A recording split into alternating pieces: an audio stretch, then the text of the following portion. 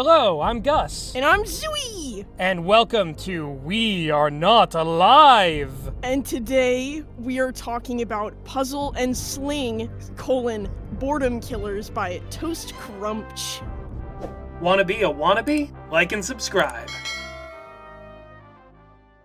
Sometimes the YouTube algorithm blesses you with something truly special, and this I found just the other day, and I immediately wanted to record a video about it. It's such a fun little pilot. It's a college thesis piece, but it feels like it could be the pilot for something really intriguing and interesting, just based on the style and the character work.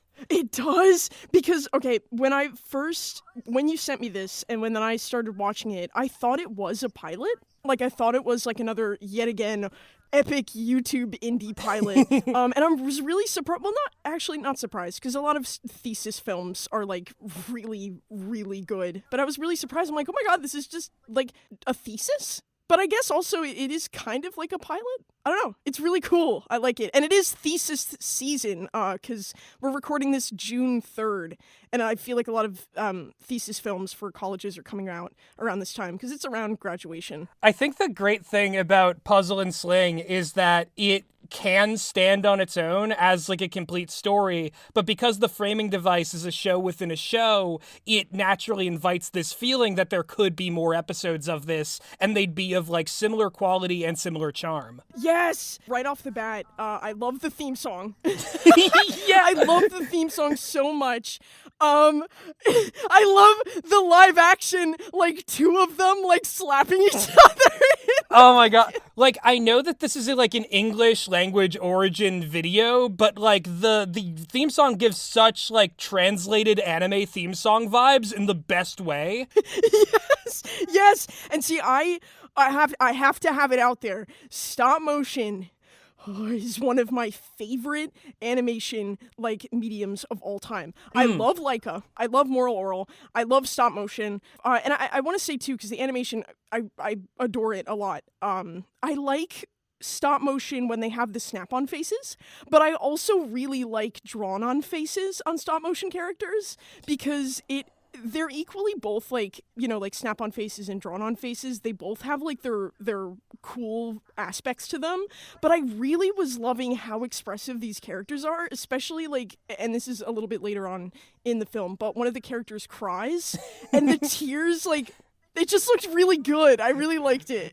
Yeah, and we've talked off mic a lot about how much we love, very tactile, real, but ultimately artificial worlds. And stop motion is one of the best mediums to convey that kind of setting and those kind of characters to an audience. I love that. I love little creatures that you can pick up and hold in your hand. Exactly. Apart from the style being so beautifully realized, what I love about this is that it's a kids show within a show story that, even though the characters are kind of breaking from the conventions of kids show stuff, getting personal, maybe throwing in a couple spicy words here and there, Sling and Puzzle ultimately have noble intentions for why they're doing this, and that's something that I find really refreshing. See, I love scary stuff. I love horror. I love goofy, silly, eerie things, but this is cool because it isn't they're doing a TV show, but they secretly want to have all the kids be Five Nights at Freddy's and eaten and you know what I mean? They have good intentions, which is fun. Yeah, because, the world already has Don't Hug Me, I'm Scared, and that's so perfectly itself that we really don't need, another one. This is, it's adjacent genre-wise in what it's doing, but the characters are what make it different, and Puzzle and Sling are both really good characters, in my honest opinion. Oh, I love them. I love their designs. Their voice acting is really good. I love the cute, adorable nature of Sling and Puzzle's kind of rocker kind of personality. I thought that was cute because I think they flip up the rock on sign quite a few times also. I just think their dynamic is really cute. Oh, and please, Gus, may I please bring up I forget the name of the character. Wait, I have it in my notes. The Masticos character that like descends from the ceiling with the insane amount of applause. I love the little like running gag throughout this that they are sponsored by like the National Masticos Research Facility, and they have to like include these endangered animals and like promotion for that cause throughout the show in order to have it to run. Yeah, it reminds me of and I don't know if this was the intention, but it does remind me of like, again, and well, actually I think it is the intention because it's like the public access TV where in the beginning they're like, and this show is, you know, brought about by viewers like you, and then they have that National Masticos Research Center bit, and it says it kind of reminds me of like those ASPCA ads that you would get on like channels like PBS, like in the midst of like the TV shows running, and it's kind of like, oh, and donate to the. It really fits the like public access kind of TV running shows that are, you know, educational, and then in between have those commercials that are more geared towards like donation setup and things like that. I really appreciated that because I watched again. I loved PBS as a kid, so I really liked that. It was nostalgic too, but in a fun nostalgic way, not like the like analog horror nostalgic way. Horror wise, it was nostalgic in a fun, silly, bright way. Yeah, and one thing I like about the nostalgic aspect of this is that it does recall a lot of like, you know, older mediums and a lot of like different older shows. Like in some ways, Puzzle and Sling are very similar to the dynamic of Ami and Yumi in that like Puffy Ami Yumi show that Cartoon Network did to launder pop stars Puffy Ami Yumi because they did the Teen Titans theme song.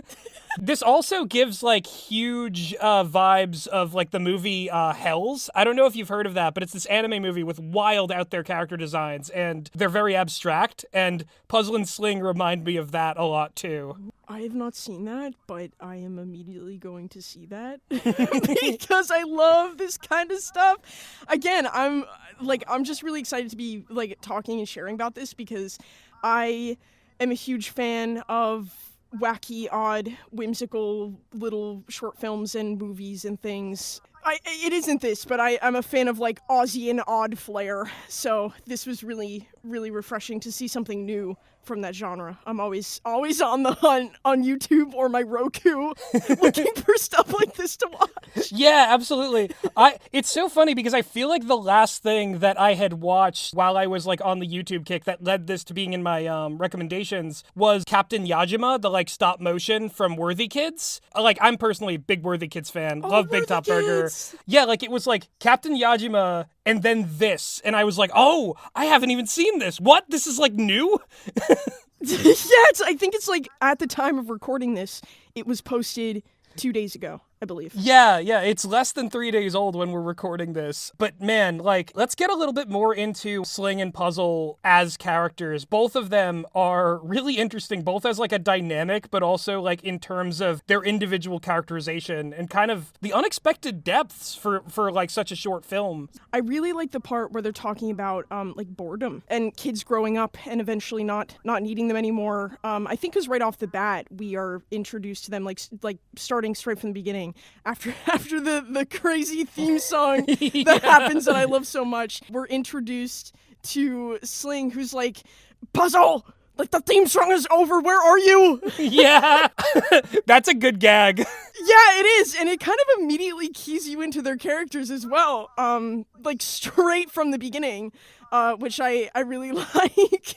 Well, what I love about the framing of boredom in this film is that it's treated as this, like, existential thing that is almost like a generational trauma that Puzzle and Sling grew up trying to have to avoid, and now, you know, the next generation of kids need to be protected from it. It's like an existential nightmare, this boredom, as they describe it. Yeah, and I really liked the sound effects in this. I love sound design and I love music, but the sound design was really fun because I love the little like warble noises with Sling's eyebrows, like when they get upset, and the little like neck cracks and the churning of like the foot noise that kind of sounds mechanical on Puzzle at one point that I really enjoyed. I know it's a little off topic, but I did want to bring that up because it's something that I, while watching, thought was really cute and also added to both their characters as well. Because I feel like sound effects really enhance stuff like that, characterization. I don't know. I enjoyed that. It adds to like the sort of immersion in this like, completely constructed world. Like the drill bit whirring in Puzzle's like, Craft Mondays segment of like, here's how you dismantle an entire swing set. Don't tell your parents because they'll try to stop you. Yeah. And the ending too, the way that it ends as well on kind of the same note with Puzzle giving the middle finger. Puzzle is really fun because like she's like a very edgy character.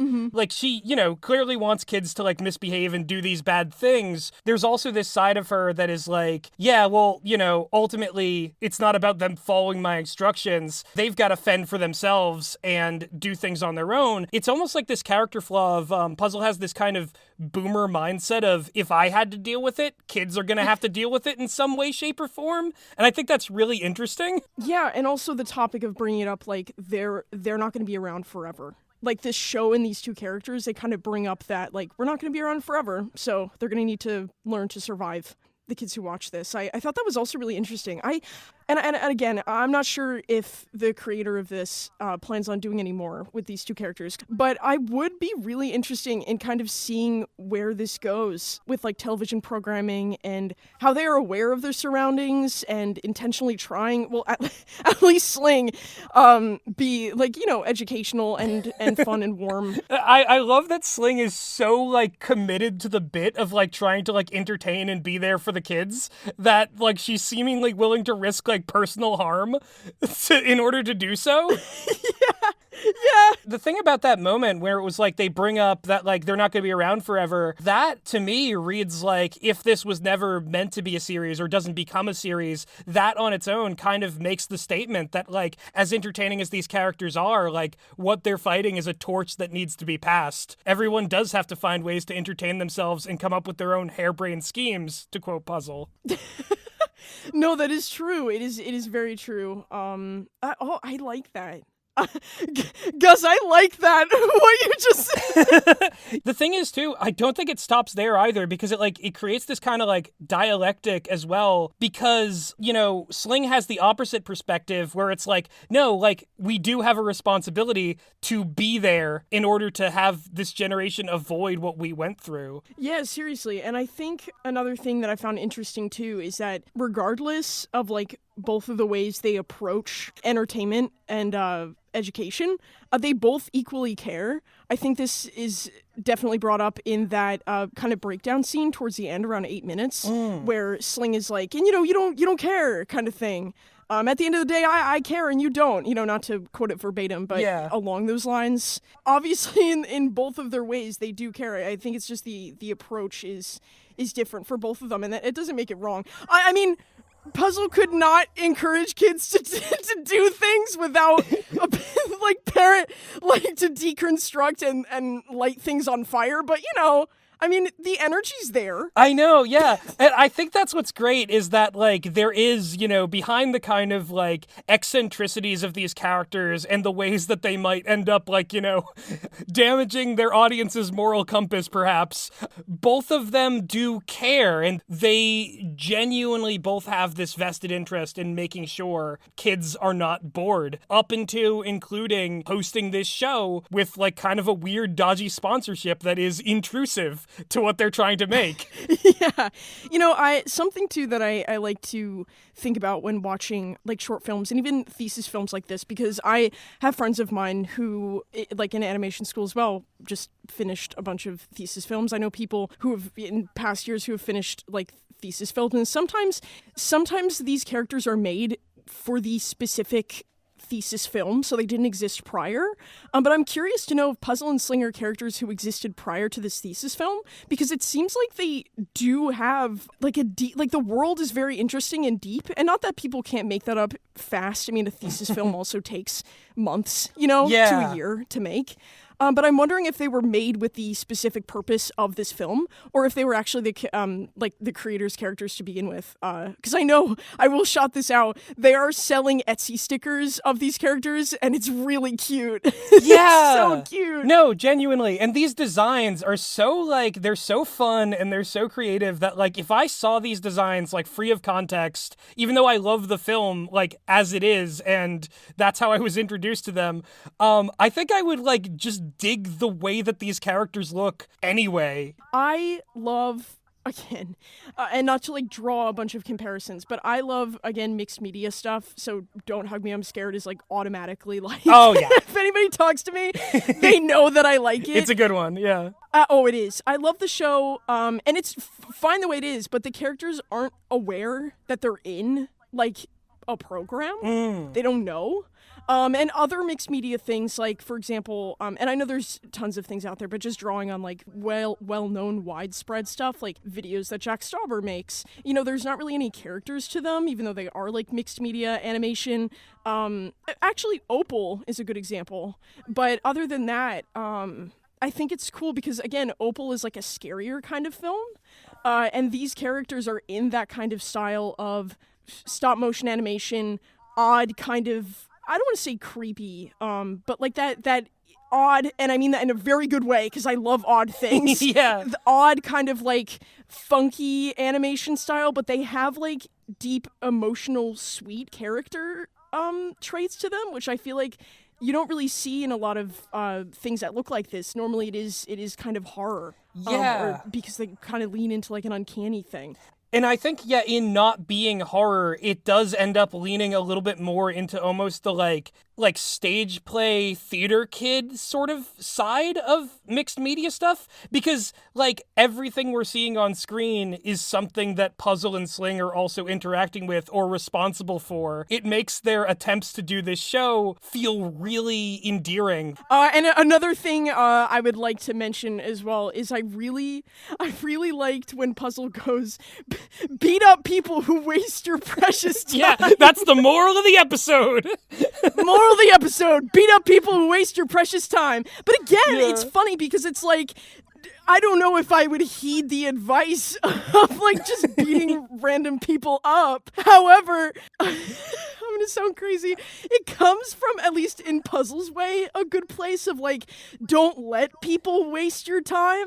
Only it's like a more violent way of thinking that it is still a genuine attempt of good nature. Well, I think what's so refreshing about this film is that by framing it as boredom and by framing it as like they're doing this show, it gets to be about like trauma and how the ways that our childhood can like damage our ability to interact with the world growing up. But it never is like about capital T trauma. It remains fun and lighthearted the whole way through without kind of getting dragged into feelings jail. There are feelings, but you're not in jail with them. No, that is very true. And I like, again, that breakdown scene. I really enjoyed that because you can tell that these two characters also care for each other. Despite their differences. Like, they don't, like, see, I love, again, it all depends on the thing. I love when characters fight, but it is sweet to see that they do genuinely, they share this space. They are able to have deep conversations. I really love these characters. Even if there is, again, nothing that comes out of, like, episode 2 to this at all, standalone-wise, this is really good. And if they do choose to do more, I would not be opposed to that. I'd be very excited, actually. Exactly. I find that the sort of overall message of this film to be really, like, resonant with a generation that is increasingly sort of like raised by the internet and influencers, because like, you know, Puzzle and Sling both have these different perspectives, but ultimately they're almost like surrogate parents for these kids in the audience and want to raise them to be better, to go beyond and to be taken care of and turn out well. It's really cool to have something that believes in the benevolence and potential of people in these positions to have a good effect on the world at large. Yeah, I mean, you and I could be mistaken, but I don't really, as far as I know, I don't really see a lot of shows on television that are like kind of the shows, at least that I grew up with. You know, the educational kind of, and I know they exist. I mean, there's shows that are really great that are educational and entertaining and calm and sweet and nice, like shows like Bluey. Yeah. Great things about Bluey. Big ups to Bluey. Yeah. But there's a lot of shows, again, where cable is more and more expensive. So a lot of people are left with streaming services. And even then, YouTube is the most accessible because it is free. And a lot of the times, YouTube Kids is not really... It's more like content farming. It really doesn't have any soul to it. So, like, it is nice to see something...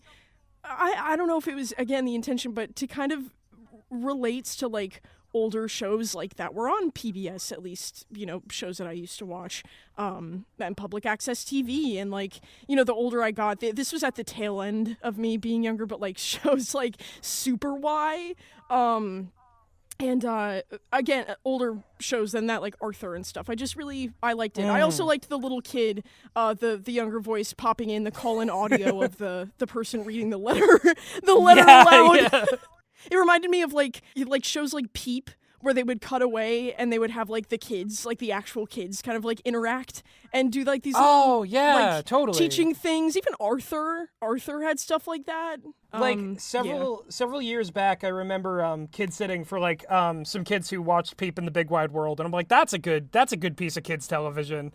That like, oh my God, it doesn't talk down to them. It like lets them sort of like, explore this big wide world. We need more stuff like that. And I just like that this film kind of believes that that's possible. And again, these two characters, to piggyback off what you were saying, they don't talk down to the, kids that they would be talking to if this was a real show on television for kids. They don't talk down to them, which I like. It's kids aren't stupid. They're smart. Which I would hope everybody knows. But, And more than anything, what kids are is the future. If media is going to be part of the way that they learn how to interact with the world, it should be an ethical and caring, empathetic form of media that has their best interests in mind. Exactly. It absolutely affects reality. It's and stuff like this is really cool to see. Like, I was like, oh my God, this is a thesis? I thought it was a pilot. But again, I just want to make it known that me saying that isn't me going, oh, most thesis films are not good, because they all are. It's just, this is long. This is long for a thesis. 10 minutes? If anything, this is a reminder to, like, for everyone who's watching this to go and, like, search for more thesis films, because you never know what you might find. There's tons of hidden gems out there. Please, it's thesis season! It is literally thesis season. As a voice actor, I know when thesis season comes, the casting calls flood out like heaven. Listen to him. God opening the gates to heaven. Listen to him. Listen to the voice actor.